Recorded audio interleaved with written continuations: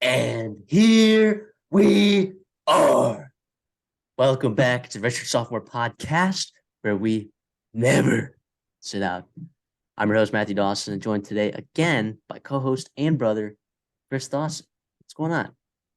I'm doing good. Excited to talk college football. Been a couple days. Not gonna lie, I've been busy, but doesn't mean we don't got a lot to talk about. Lots happened since we last got together, so I'm excited for today. Yeah, we're hitting the end of June. We're rounding third base. We are rounding third base in terms of the college football season approaching. SEC Media Day is here in a couple weeks, so I'm excited.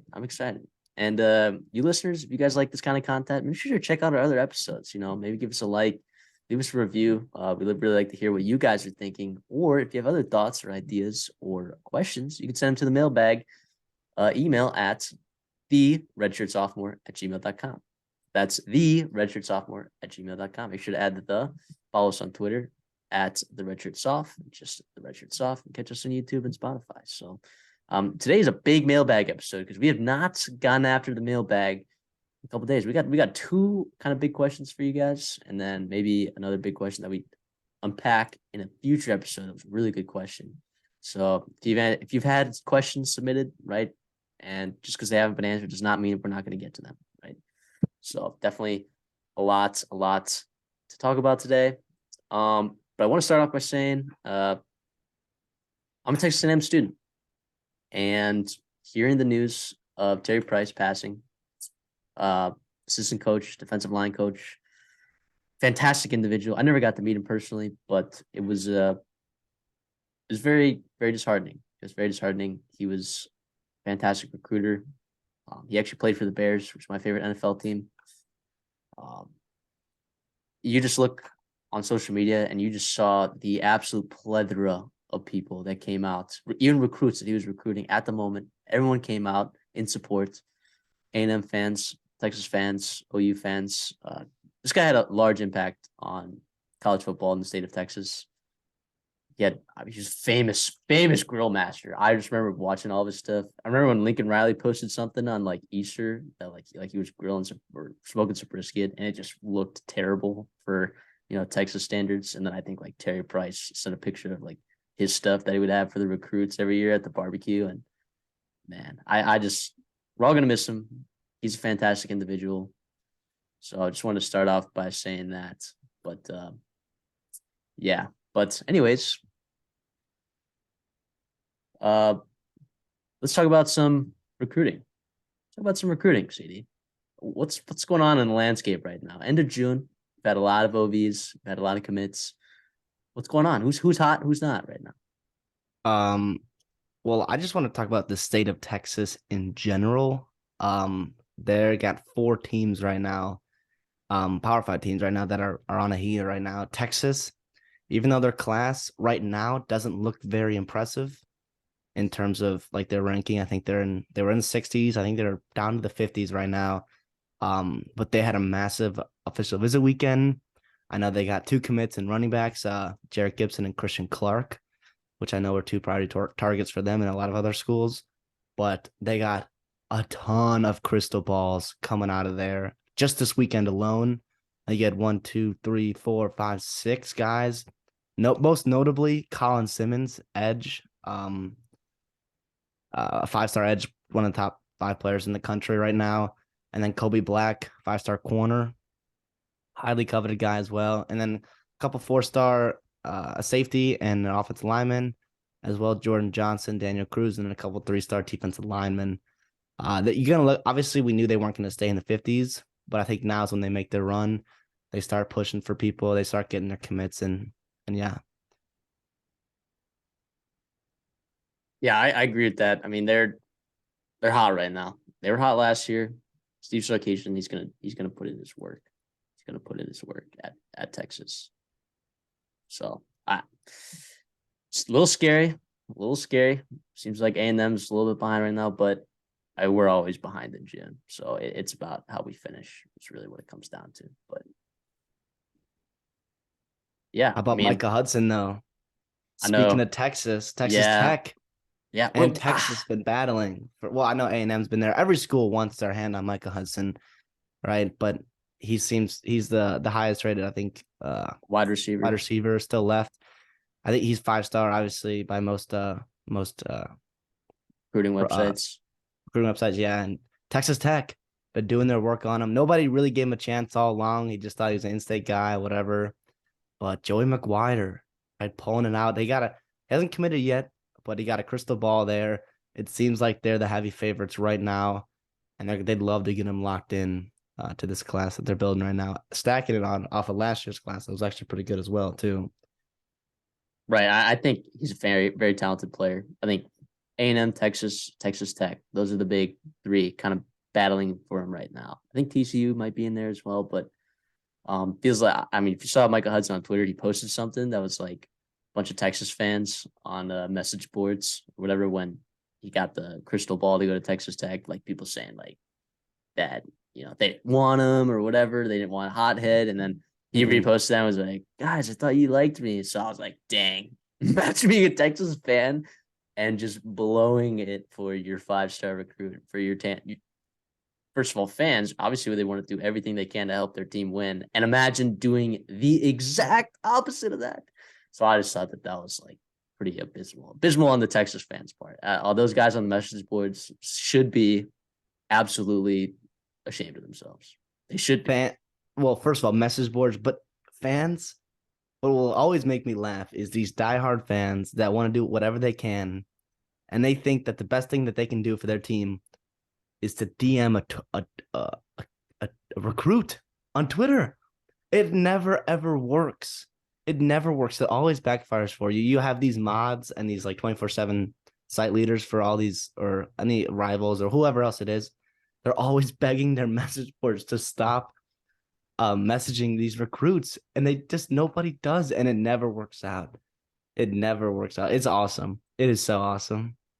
Yeah, it literally amazes me. It literally amazes me.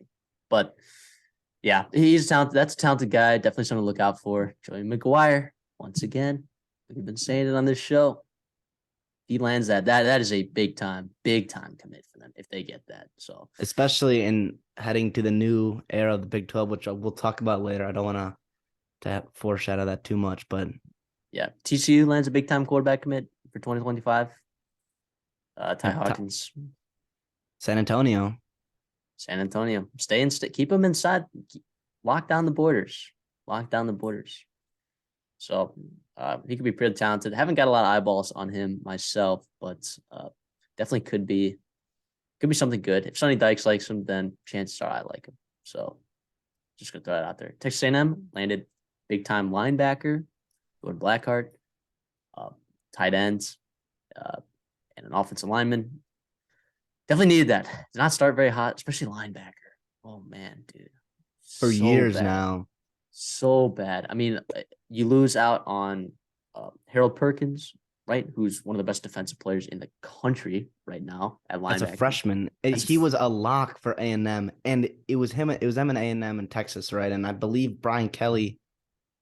Well, them being LSU, Brian Kelly went to LSU, and nobody gave him a chance. And Jimbo couldn't close, DJ Durkin couldn't close, and like DJ Durkin, yeah, and linebacker, and then again the next year, Anthony Hill, we have him committed, just like Harold Perkins, and then late Texas comes and swoops him up. So look for that guy to be pretty big time impact on Texas football, just of course, because if we lose a linebacker in the recruiting class, of course they're gonna. And it also comes like we lost some guys as well in the transfer portal, and Andre White's went in the transfer portal, so the depth there is lacking big time at linebacker. So it's good to see. Y'all tried hard to get some linebackers, Mason Cobb, most notably. Yeah, I tried to get some guys, and we didn't get the guys. We got like a nice player from Jackson State. Highly graded from PFF standards, but again, moving up a level of competition. So we'll see how that goes. Yeah, but Jordan Lockhart from St. John Bosco, California, could be a pretty good player for the Aggies. So another team that I want to talk about, Mississippi State. State. I mean, Zach Arnett, what he's doing right there, I think is unbelievable. JJ Harrell, Braylon Burnside, Timothy Lewis. These are all got 4-star guys. They're highest rated recruits that they've gotten in this class, and they've all gotten them in like the last 5 days. Mm-hmm. So I PJ Woodland, I mean, all guys kind of locking down the borders as well. I mean, doing a good job keeping those guys, really talented guys from the state of Mississippi, and keeping them in. And even Jimothy Lewis. Jimothy Lewis, IMG player. Very, very good player. 6'6", offensive tackle. Your absolute prototype. Playing at a high level competition. A guy that state of Florida just couldn't keep there. So he's almost will probably be a top 200 player by the end of this cycle. If I had to guess, he's right there on the edge. Very good player. And you know what? Mississippi State, they're changing up their offense a little bit. In terms of, they'll still have like that air raid type scheme, right, in the passing attack, but you know they're running the ball more. So I think you need a different type. I don't think their team right now is built for what they want to be able to run down the road. I think this is a nice start, definitely, to getting those pieces that they need to run to the offense that they want to run. Because I know Zach Arnett wants to be more complimentary to his defense. He's a defensive guy. It's not a good idea to keep your 3-3-5 out on the field for that long, right? You're asking a lot of your secondary. You're asking a lot of your blitzing linebackers. If you can run the ball and keep the ball out of the hands of the opposing team, I think that's going to be key for them in long-term success. So they move into a top 20 class with all that going on right there. I think Rutgers has a lot of momentum. They're a top 25 class right now, 4 3-stars in 4 days. They will not finish as a top 25 class. In fact, they might not finish in the top 40. But we talk about this all the time. Those teams like Rutgers, Minnesota, Indiana, right? Like I just named off Big Ten teams, but those teams, they need to they got to be hot early. They got to get those guys that are there. You always call them type A, class A guys. Who are your number one guys in your class that you know you can get and that you're on early, and these recruits fall in love with the culture and the program and they're bought in early. Those are the guys that you got to get. And it seems like Rutgers or Greg Schiano's gotten some of those guys pretty early on. So I don't know if you had any other comments on that or.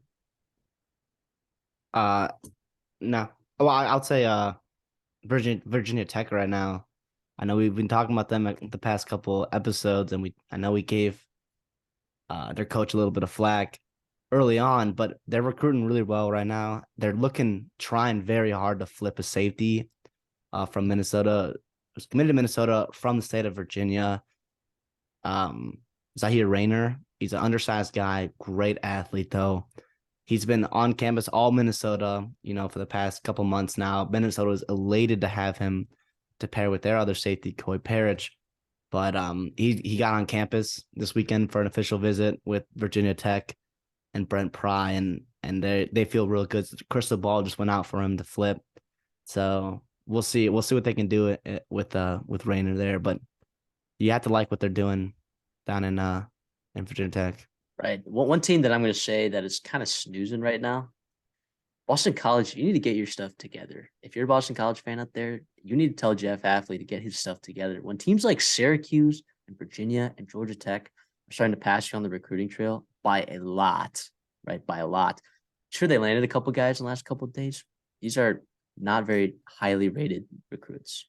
These are guys that could be talented, right? That if you get the right coaching staff on them, right? And these are guys that aren't fully developed, but have maybe the tools, right, to be good players. But man, they're slacking. Right? I know they had a good transfer portal class this last offseason, but I don't think you can rely on that at Boston College. I don't think you can because of the academic requirements that are there. I mean, it's going to be tough for teams like Vanderbilt, Stanford, Boston College, like just the academic standards, having to transfer into those schools where some of your credits don't necessarily transfer the same way that they would to like other schools.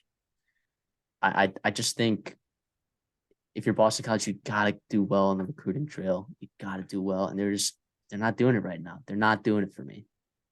They're not doing it for me. So, and I like Boston College as a team. I always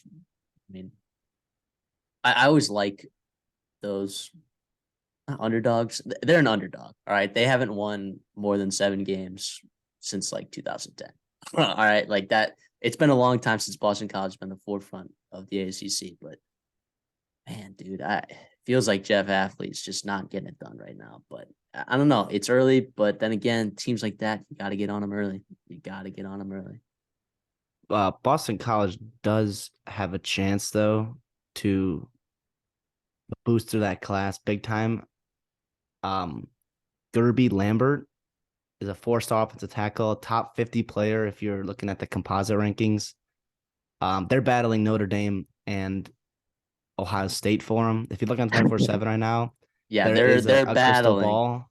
No, but hey, they have a real chance though to get him. Whitfong, they know Whitfong just reported that the Notre Dame and Boston College are right there together. The thing is he's from Catholic Memorial. He's from Massachusetts, so I'd like to see them doing. The interesting thing about their class is, yeah, like you said, they've landed a couple guys recently. They've had 11 commits in June alone. 11 commits. The problem is they have 12 total commits in the class. So Right. walking into June, they had one guy. And yes, they had a monster June, but they still have to double that basically the rest of the way down. And so I That's don't hard to know. do. That's hard to With do. and the way that recruiting is working now and the transfer portal and the early signing date, June is the new January, right? June and July is the new December, January. So you are behind. You are behind, and you got to get some work done because there's a lot of prospects that are committed right now, unless you want to play the flip game, but that's not something you can really rely on nowadays. You never want to be relying on that. Yep, absolutely, absolutely. Now Texas A&M has done that, or they've relied a lot on that, but I don't know. But Texas A&M is not Boston College. Texas A&M can Right, come with the exactly. resources that they have and to sell their program. Boston College needs to be like we talked about with Rutgers and Indiana and Minnesota and schools like that. They got to be out in front. They got to be in early on kids and get Shut them down their in there recruiting. and shut down the recruiting right then and there. And you see it comes back to bite you if you're like Zahir Rayner, right? In Texas, Virginia Tech, Minnesota tried to shut that down early because they know he's going to blow up. They know he's got a lot of offers on him. He was at Stanford for a visit a couple weeks ago. So like it's recruiting is it nothing's official until the very, very end, but it helps to get guys early. And that's not something they've done this cycle. Yep, absolutely. All right, enough of the recruiting. Here comes our mailbag question. Again, if you want to submit a mailbag question, it's the Redshirt Sophomore gmail.com. Don't forget the duh. Don't forget the duh.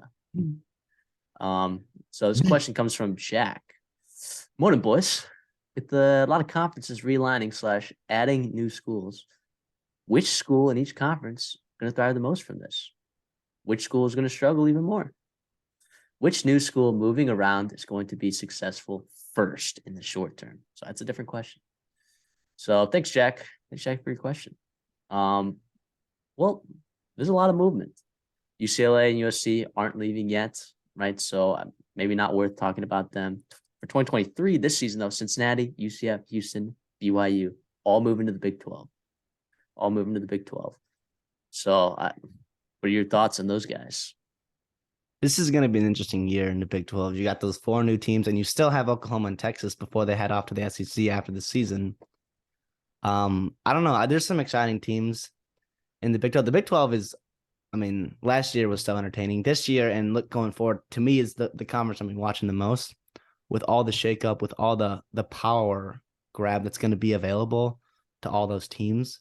I think you look at UCF as a team that's poised to make a leap, not only in recruiting, which we've seen so far in this class, but also in performance on the field and then that accolades in terms of Big 12 competing for championships. And then, with the expanded playoffs coming up soon, who knows what they can do. We've seen what they can do where they put together a really good team a couple years ago with Scott Frost and all those guys there.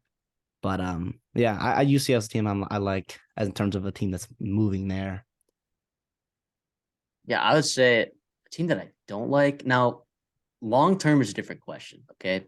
I'm gonna go with like short term, like team that I think he's gonna struggle a lot. I think Houston, man, they're just not talented. They're just not talented. And guess what? They lost a lot. Last year, they returned like 30 plus sacks on that defensive line.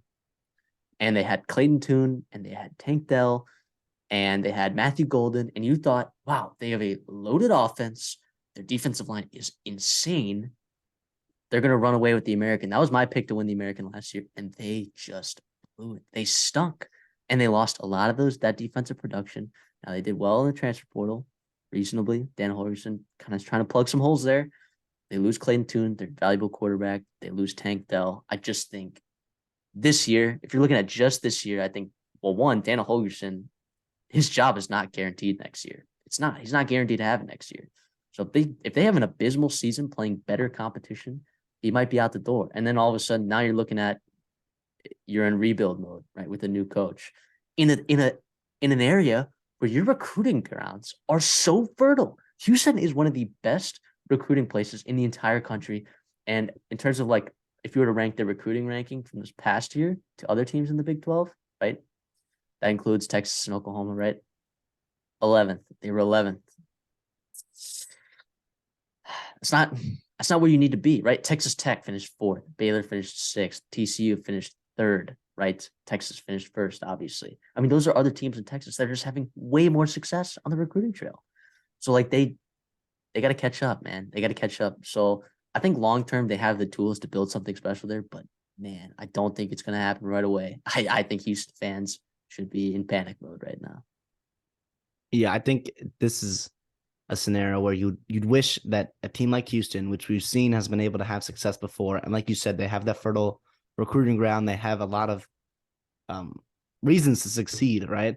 Being in Houston, but you'd like to see them trending up instead of trending down, moving into the Big 12 where you have a higher competition level and you're not going to have, free wins or a lot easier wins. You're going to be in the Big 12 every week once you hit October and November. So I don't know. I think it's interesting.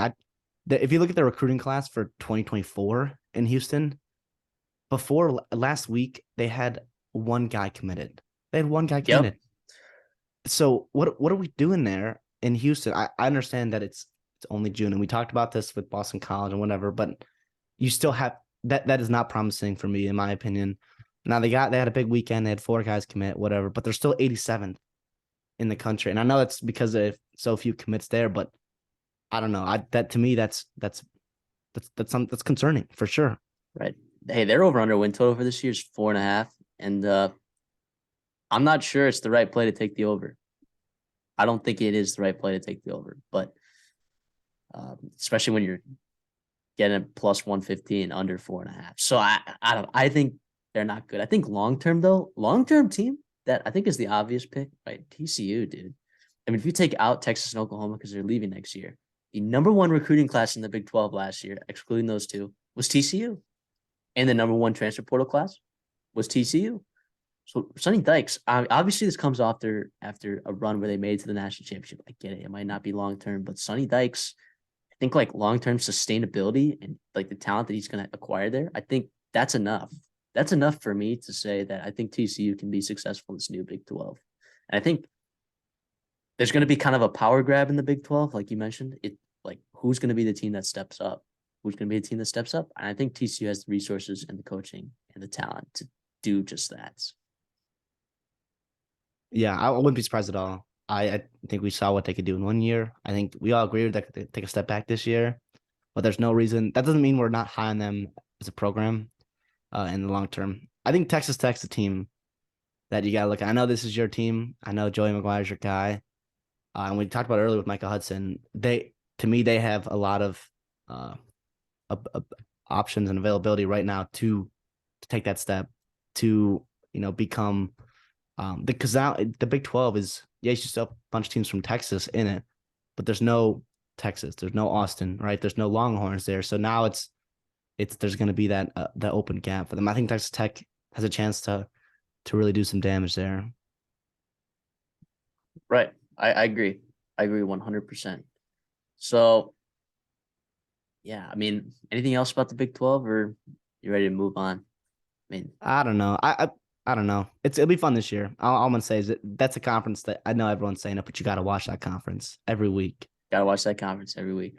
All right, let's move on to the Pac-12. Now, this doesn't impact this year, but next year, USC and UCLA leave. So, how does that change the Pac-12? Like, what are some teams that you're looking at that you think are going to potentially grab the reins, or teams that you're high on, or maybe not so high on?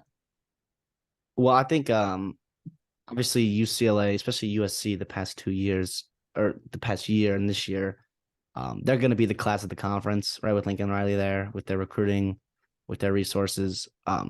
Obviously, we've seen what they can do in recent success back in the early 2000s. When it all clicks with that program, you know how dangerous they can be.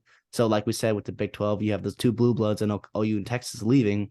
There's going to be that power gap, like we said. And I'm not going to speculate on teams that they're talking about moving to the Pac-12 or teams that are talking about leaving, like Washington or Oregon, trying to get out of the Pac-12. But I think the obvious answer right now is Utah, I think. Now, obviously, Oregon, everyone's high on them, and I know we are too with Dan the Lanning. coaches draft with Dan Lanning. But I think Utah, I think you have to consider them not quite a blue blood right now in the Pac-12, but I mean they've been dominant recently in the Pac-12. And Feels I like don't no see one's why that talking wouldn't about it. continue. It's like no one's talking. Every year, yeah. Yeah. Yeah, I really like that program they got there. I think a team that's gonna struggle that I think gets worse. Now you would say like, oh, how could a team get worse if your two of your best teams are leaving the Pac-12? Try Cal, right? How about now? I get it.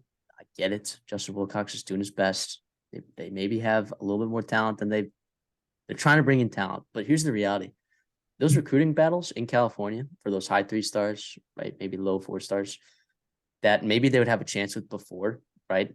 USC and UCLA all of a sudden have more leverage in those recruiting battles with the media rights deals and getting the opportunity to tell the recruits, hey, you're going to get to play in the Big Ten. Now, is Cal going to be getting the scraps of that? Maybe. But how about this?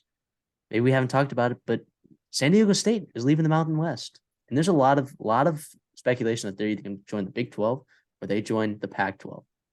And if they are another team in California that can steal recruits from Cal, that can have the same exact argument as Cal and say, oh, yeah, we're a Power 5 program. You get to play Power 5 football. That's going to hurt them. I think Cal might be in some trouble. I think like it would not be surprising to me, right? If Cal, I don't know. It's weird to say, but like, what are the chances that Cal has a football program in the next 15 years?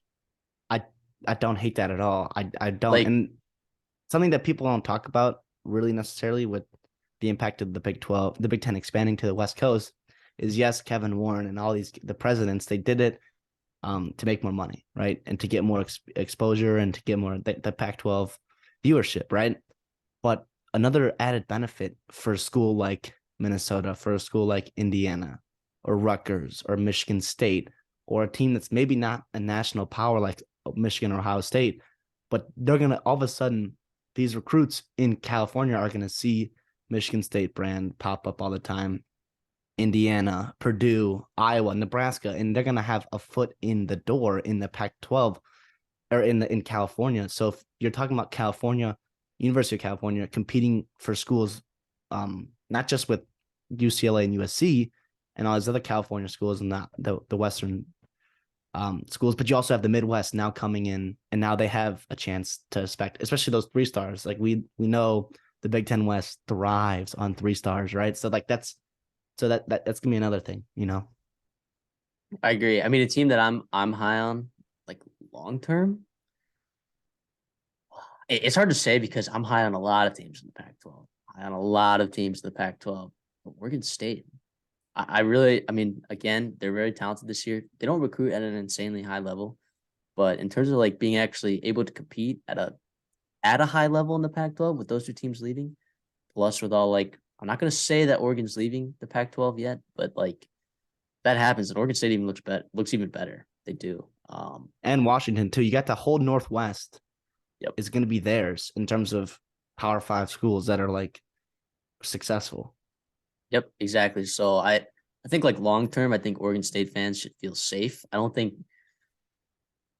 Oregon State's going anywhere. I think they're going to stay in the Pac-12 for a long time. Whether the Pac-12 is a Power 5 conference in 6 years is a different question. But I think that in terms of being able to compete at a high level in regards to the Pac-12, I think Oregon State is a pretty safe play for me. Yeah, I don't hate that at all. I mean, we know how much we love Jonathan Smith.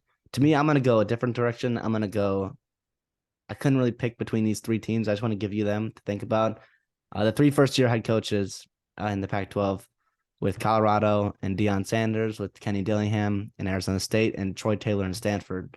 To be honest, the team I'm highest on, I'll say Stanford, actually. To me, Deion, Hopefully he's doing okay now, by the way, with all his health issues. I hope he's back on being able to be on the field this fall and obviously living healthy life. But Stanford and Troy Taylor, they've been hot on the recruiting trail. And to me, Stanford's a school that we've been able to have a lot of success on the West Coast. So yeah, I that'll be something that I think can take a step up, you know. Yeah, I think that's more of a Troy Taylor pick for me than a Stanford pick, because for the same reasons that I don't love Cal, I think Cal and Boston College and Georgia Tech, I think Stanford kind of falls into that category too. But their recruiting class is pretty awesome right now. So Troy Taylor, if he's able to bring in any sort of talent there, I think he can do a lot with a little. So I agree with you on that. I think for me, that's a Troy Taylor pick more than a Stanford pick. Well, yeah, but also shout out Josh Pate for this quote, but he was talking to that quarterback they just got from Mater Dei, Yep. whose name is escaped me right now. Yikes. Anyways, 4-star high guy, and he said the decision was simple. You can play quarterback at every place, but you can only get one Stanford degree.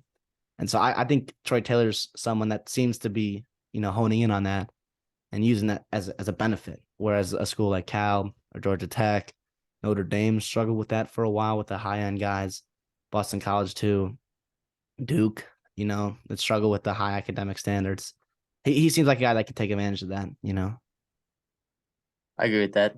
I do like the Arizona State pick. I do like Kenny Dillingham.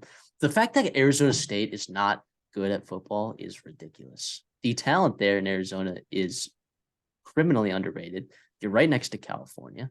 I think Kenny Dillingham is a really good coach. I think he could take advantage of that. I think underratedly, I think they like what they have on their team this year. Whether they make a bowl game is yet to be determined, but I think they like what they have. I don't think that. Here's my take. I don't think they make a bowl game because I think the talent in the Pac-12 is just too great this year. I think the Pac-12 is really deep, really, really deep. But I don't think that doesn't mean they're not going to be competing in games at all. I think they could be good in that sense. But yeah, I like those picks. Ready to move on? Yeah, now we get into the big wholesale change where half your conference is going to be, totally different, which is awesome. And it's cool because now we're getting to obviously the G5 program schools here, which we love. And that's going to be really interesting to how that impacts the G5 scenario, Yeah. Let's talk about the American first. Cincinnati, Houston, UCF leave, right? Those are three of the top dogs in the AAC. Schools that come in: Charlotte, FAU, North Texas, Rice, UAB, and UTSA. And those teams all are from the Conference USA. all Yeah. from the Conference USA. So I'll start. Give me a team that is new to the conference. What if I told you they were new to the conference, coming from just a worse conference in general? They're on very fertile recruiting grounds. They have a great coach. They have talent there. And they were of the teams that are still in the American, they had the highest rated recruiting class of all these teams. And it's a new team. That team is UTSA. I don't think that's a hot take to say that UTSA could be really, really successful in the American. I think they're like odds on second to win the Conference USA just this year, or third, I think, behind the Tulane and SMU. They're a good team. They're a really, really good team. I really, really like Jeff Traylor. They're right there in Texas. Again, we talk about Texas all the time being insanely hot for recruiting grounds, or very fertile recruiting grounds. I'm a big fan of this. And the fact that they can recruit at a higher level than already all these teams, and we're talking about teams like SMU, Memphis, Tulane, East Carolina, they're recruiting at a higher level than all of these teams already. Now, I get that. I understand that historically, some of these other schools are better, right? But I really, really, really believe in UTSA. I really think that this was a great move for them. I think they're going to thrive here in the American. I really do. Yeah, I no complaints with that. That would have been that'd be my first team for sure.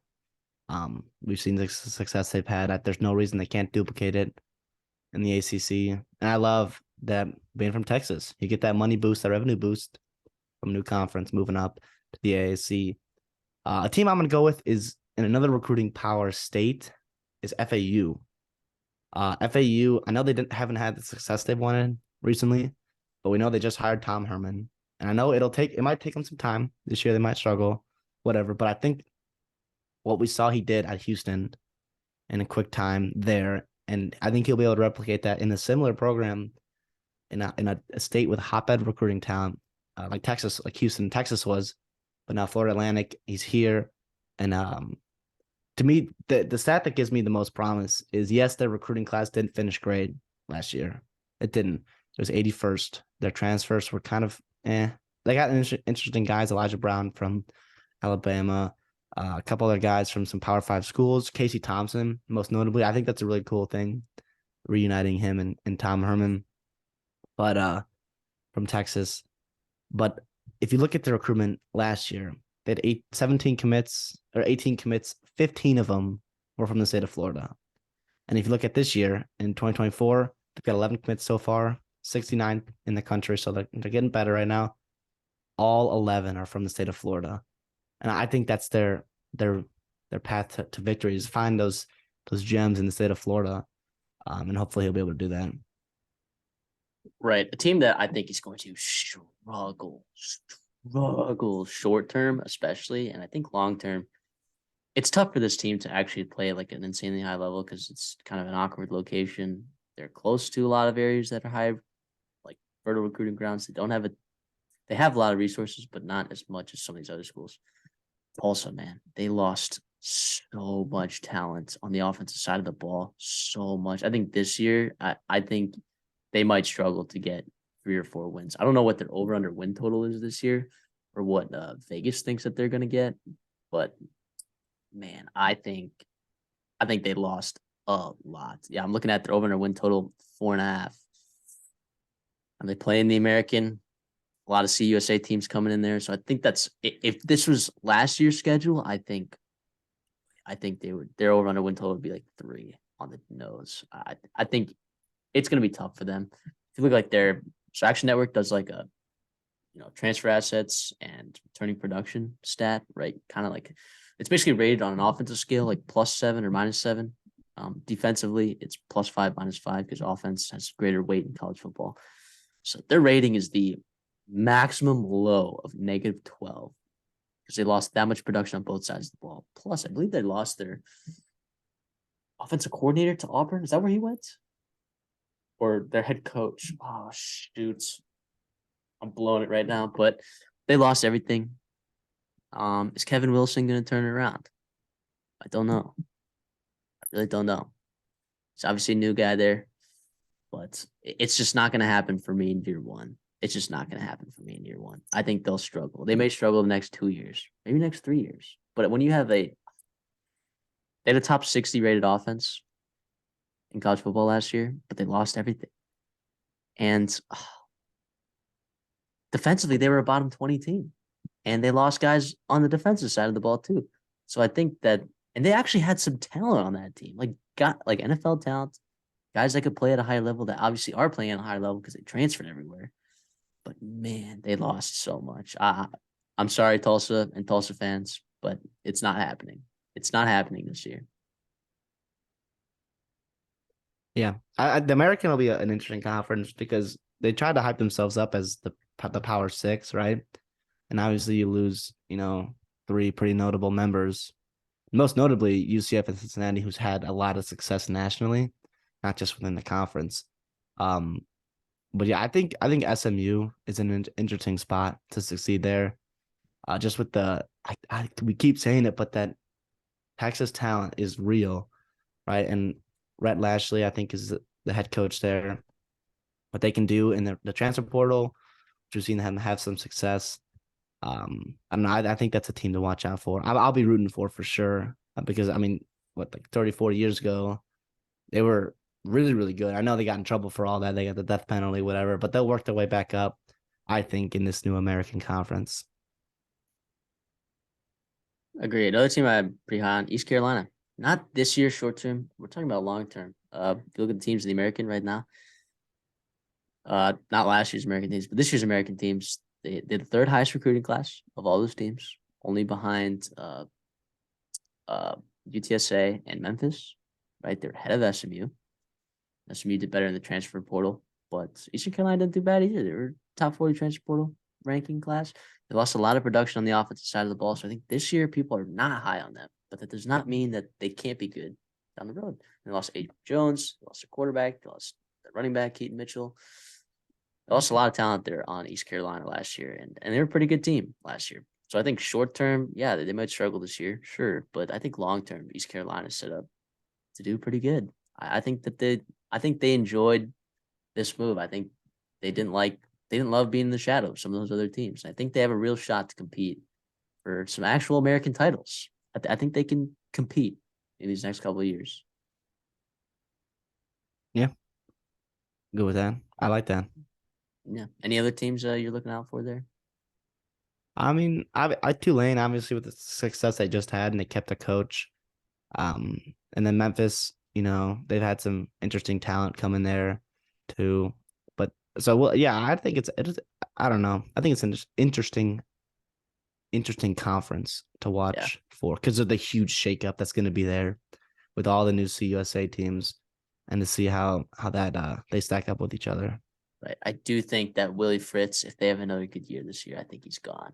He has to be. I think he has to be. Yeah. Because you can't just stay. I get that Tulane, it's a nice place to be, but you got to feel like a guy like him has greater aspirations. I think so, but I digress. Let's move on to the CUSA, right? You lose all those teams, right? Charlotte, FAU, North Texas, Rice, UAB, UTSA, all up to the American. And who do you get?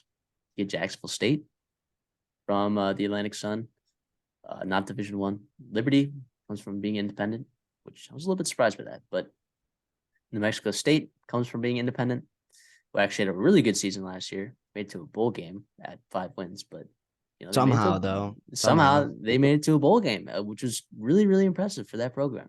Jerry Kill, Sam Houston State, the Bearcats come from the Atlantic Sun as well.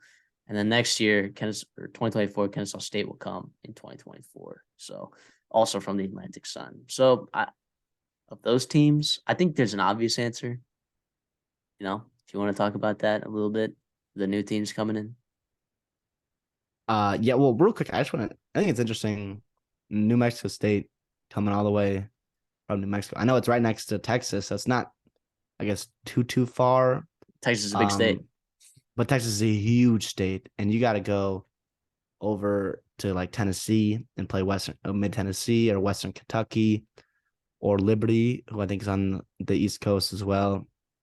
So yeah, to me, I think Liberty is the team to watch. With not with Hugh Freeze, but with the Coastal Carolina head coach moving there.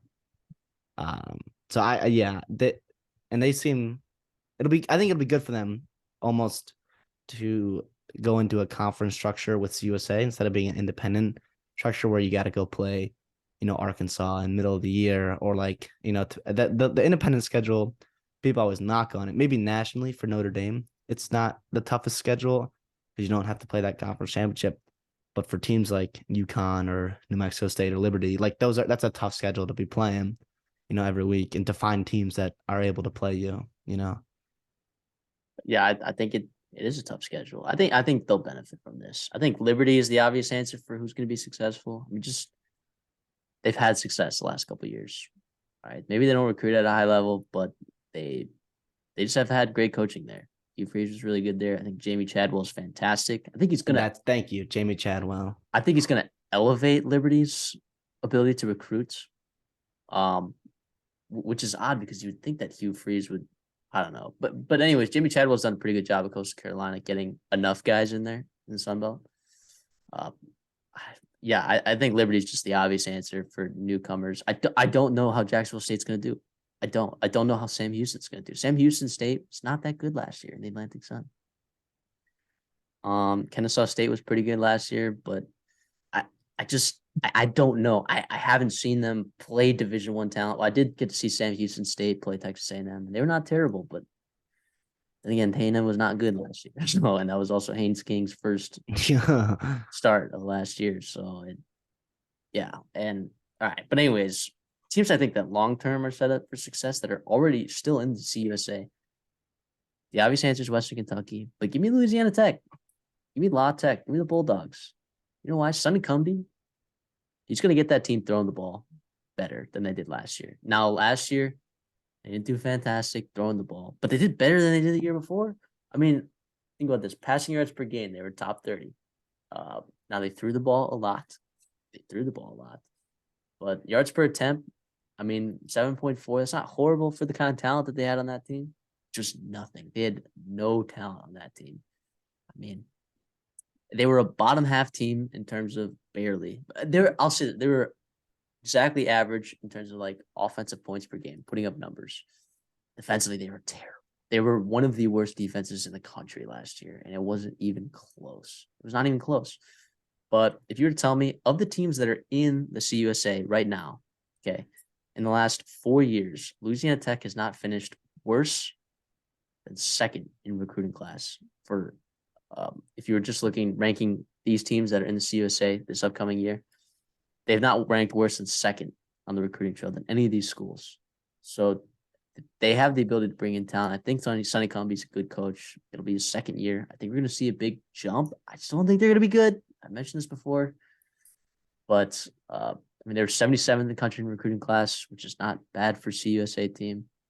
They ranked 70th in the transfer portal, but they ranked 70th because they got some guys that I think were a little bit under the radar. They brought in 18 guys in the transfer portal. They brought in 18 guys, including quarterback from Boise State, pretty highly rated commit out of high school. He's a 4-star, but his name has escaped me at the moment right now. But just such a bummer because he actually was pretty good. Oh, Hank Bachmeyer. Yeah, that's his name. So now obviously we're high on Taylor Green, as his show is. But also too, they got an all-name transfer in Dakotas Crawford from Nebraska. I think a lot of people who are college football fans know that name because he's awesome. But they got more talent on the defensive side of the ball. I think maybe it doesn't show this year, but I think long-term, the health of that program is going to flourish with this new CUSA format. Plus, we're going to get CUSA games on Wednesday nights. Are you kidding me? That is unbelievable. I get to watch Louisiana Tech show off or show down with Middle Tennessee State on a Wednesday night. That's a dream. Yeah, La Tech. I like that. I like that. Even though they didn't have a lot of success last year, they could be a team to watch. I want to ask you this. Well, yeah. I want to ask you this, though. Do you think the Conference USA is easier or harder this year than last year? Like, in terms of, like, the talent of the conference. Do you think it's a better conference or a worse conference? It's a much worse conference. Yeah. There's no way around it. It's FAU, North Texas, so much worse. UAB, UTSA, all teams that had a lot of success. Now, I'll tell you this. Those 6 teams that left the reason why La Tech is first in the recruiting ranking is because they were 7th before those 6 teams left. Wow. If that tells you anything about the level of talent that just left that conference, they literally took the top half of their conference and they just dipped. They just left.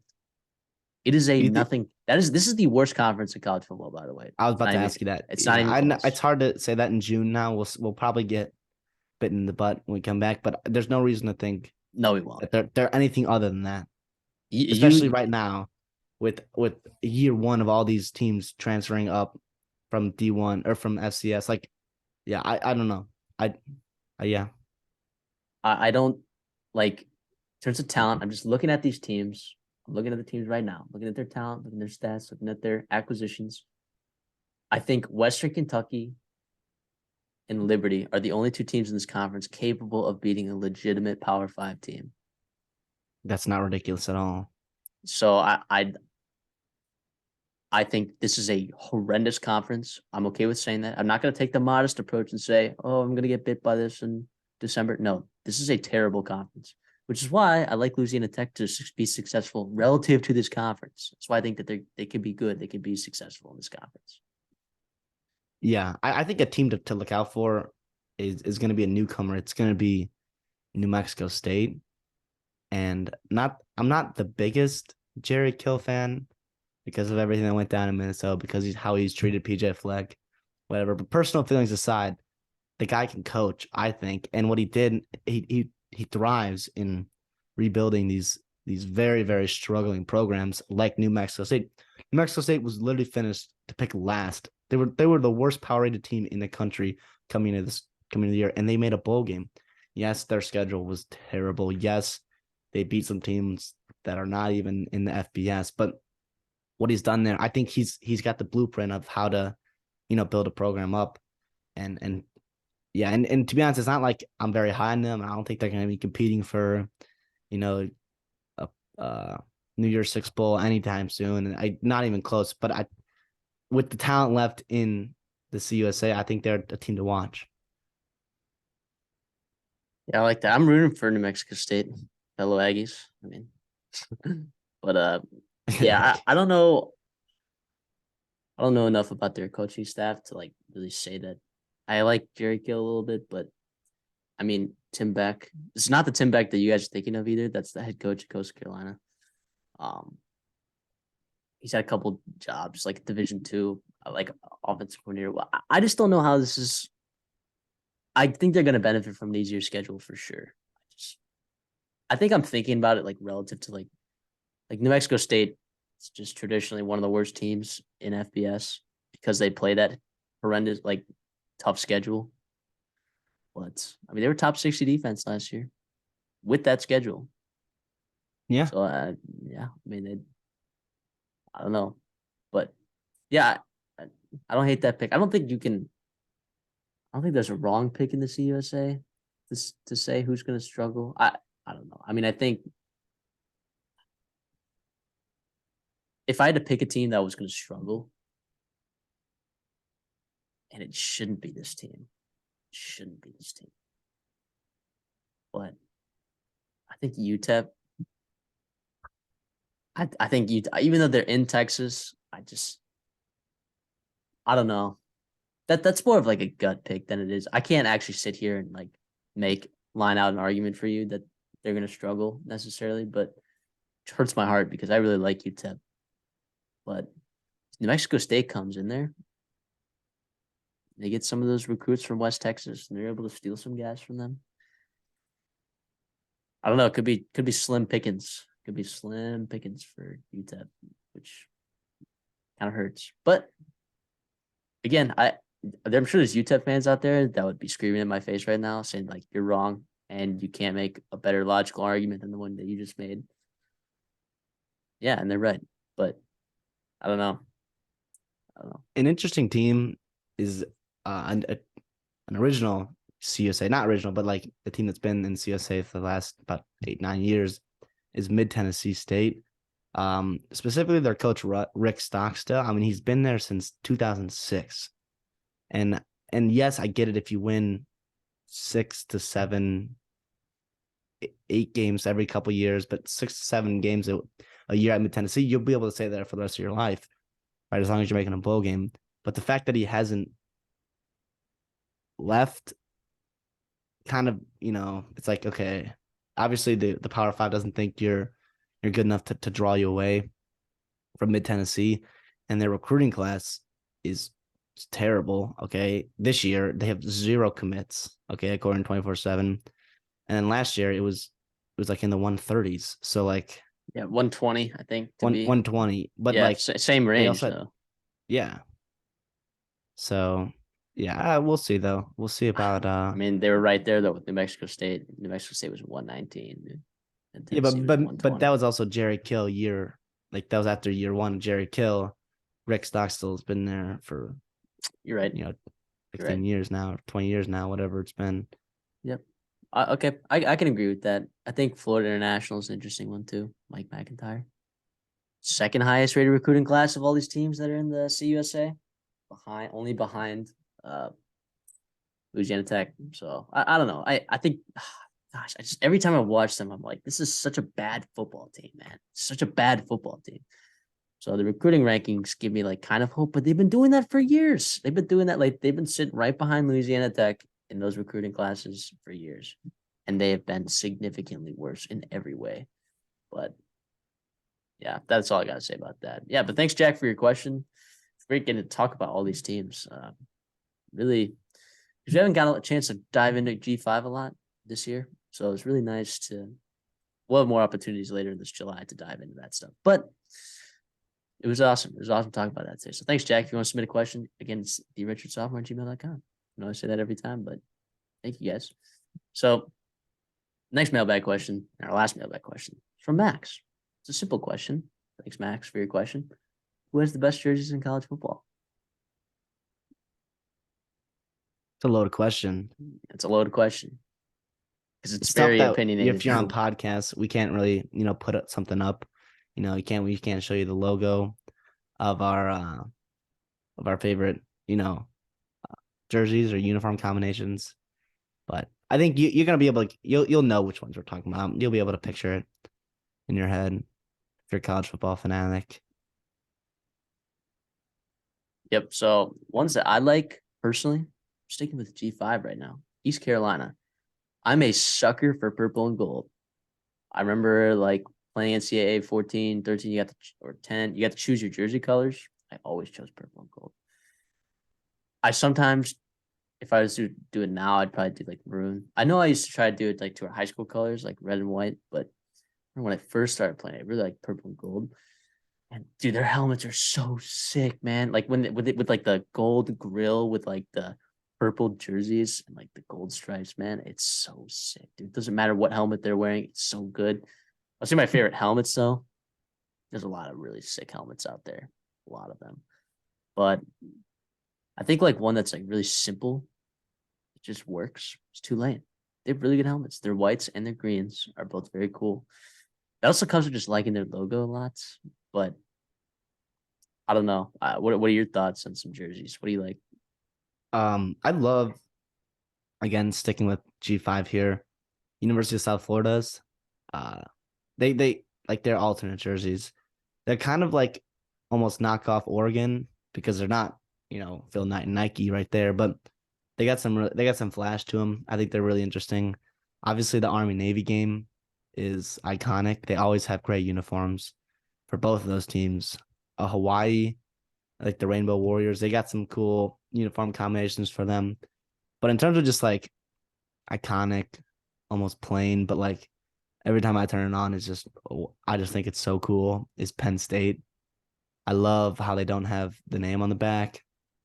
I love how the blue looks on the night game, the white out and the sea of white, but the blue players. I think it's a really cool aesthetic, Yeah, I agree. I mean, jersey that I hate, dude. That like I think it's like very polarizing jersey because I think some people love it and I think some people are nostalgic about it. I dislike it a lot. Maryland's jerseys stink. I'm gonna say it. I'm gonna say that their jerseys stink. What I get that you're trying to like do what is that, the Maryland flag or whatever on there? I get that, it's too much. it's too much. And it's that why are you throwing mustard on your ketchup? Why are you throwing mustard on your ketchup? Is what I'll ask. I don't love it, but I get it though. Like I'm also a traditionalist though, so like I don't want them to. It's weird to say I don't like them, but I don't want them to change it. Is that weird to say? Because like Yeah. I like that's just how I see them, And another color that I'll say that I don't like. This is gonna sound like a homer pick, but burnt orange is an ugly. Oh, come on. It's an ugly color. It's an ugly color. It's an ugly color. I'm giving you a That's hard time. all. I agree. I agree actually 100%. I think Texas Now the has probably logo one of is the most iconic overrated uniforms. and the color is iconic. I get it. It's a huge national brand. It might be one of the biggest in college football, in any sports, actually. I call it collegiate sports, but the burnt orange is ugly. I'm sorry. It just is. And like it's crazy because I applied to go to that school. I was legitimately thinking about going to that school. And it just I think always I've looked at the burnt orange and just thought it was like ugly. But there was a point in my life when I was thinking about, I was like, could I wear that burnt orange? And I think ultimately I'm a maroon guy. I'm a maroon guy. Even though like I am jealous of the Vikings purple jerseys. I am. I really am. Even though like the blue and orange though for the Bears, is also kind of sick. I'm a blue and orange guy. I like the Illinois jerseys as well. I love Syracuse. I like even though like Syracuse ones, it feels like splotchy almost. Like it feels like the numbers. Like the numbers are really big on the Syracuse jerseys. Correct me if I'm wrong, but I don't know. But Maryland sucks. That was a program. Didn't say that. Did not say that. Love Maryland as a program. Rooting for him, yeah. Historically, I've been high on Maryland. Burnt orange just sucks for me, dude. I think the LSU jerseys are really cool too. I was about to say, I just pulled up the LSU unis. I think their helmets are awesome. So sick. The white, I mean, yeah, the yellow is iconic, obviously, but the white. Oh, dude, I just so think cool. about Joe Burrow and Jefferson and all those guys playing that year. Like that, those are awesome, and the way it looks on their home turf. And now this is we'll get into favorite stadiums or fields or whatever it is in another episode probably, but the way that they number their fields by the 5 instead of by the 10s is just my favorite thing ever. That's why I talk about NCAA games. I'd always play neutral side at LSU. You know, like that was just the Death Valley is arguably one of the most aesthetically pleasing, in my opinion, for me. Yeah, I know we keep talking about schools that I'm not favorable of, but up to their normal, Ole Miss's normal color scheme, I'm not a huge fan of it, but their baby blue jerseys, I think the red goes really well with that. Is that a hot take? Is that a hot take No, for people? Not at all. I think they're baby because I remember watching Chris Marshall transfer to Ole Miss, right? And being upset, obviously, I'm like, God dang it. I'm like, of all the places, right? Highly recruited receiver, went to A&M, kicked off the team. Of all the places he got transferred to, it's Ole Miss. But the picture that he posted was like in the baby blue. It was number 10. And I was like, whoa, that's really cool. Like I like North Carolina's color. That's Tar Heels. Like more than I like Duke's color, if that makes sense. Even though I like Duke as a program more. I'm more favorable to Duke as a program. But football program. Yeah, like I don't know. I like those. I also like Coastal Carolina's green. We haven't talked about that yet either. I like their green. It is pretty cool, I think. Like they're kind of like I don't even. It was that teal. I don't know. I don't know what it is. I'm sure there's some Chanticleers out there that are pissed that I don't know the actual color of Coastal Carolina's team. So yeah, college football's fun because jerseys matter so much. I think the fans. How about recruiting? The superstitions. Well, recruiting's a huge one. Yeah. So everyone's like, "Oh, jerseys don't matter." No, they kind of do. Now that they're never really going to change the outcome of a game now, but if you do have your superstitions, like, oh, all blacks, we're going to beat. If you go all black, you're going to beat Ohio State, like Purdue did against Ohio State, and they did it again with another team this past 2 years ago, I think. Yeah, well, big thing. It's just fun. Yeah, a big thing that teams started doing recently that wasn't always the case is letting kids recruits try on their jerseys, right? Because the biggest thing used to be like, oh, you got to earn it, right? But recently, they let these kids try on the jerseys, and they get to look at themselves in the mirror and say, either, yeah, like I'm wearing maroon, or whoa, I didn't know I was purple and gold. I think people look at the jerseys and they're like, I could see myself wearing this. It's a big thing for recruits. And if you have sick jerseys like that, that's a bonus. I think it's subconsciously, it should be like where you're making your decision to go in terms of like college football. But some of it's an emotional decision for these recruits. And if you get to see yourself wearing those jerseys and you think you look fly, or you just look at it and you're like, wow, I see myself in this. Boom. Done. It matters. Commit. Matters. I think that's all we got for today, right? Yep, absolutely. So thank you guys for tuning in. Thank you for the mailbag questions. Keep those guys coming. Make sure to like us if you like the content. Subscribe to us if you like the content. Definitely, we'll keep these coming, pumping them out. So happy to do these episodes. Can't wait for July. 62 days till week 0. 62 days, 8. Oh, and we got a lot of stuff coming for you guys in July. So thank you guys for tuning in. Goodbye.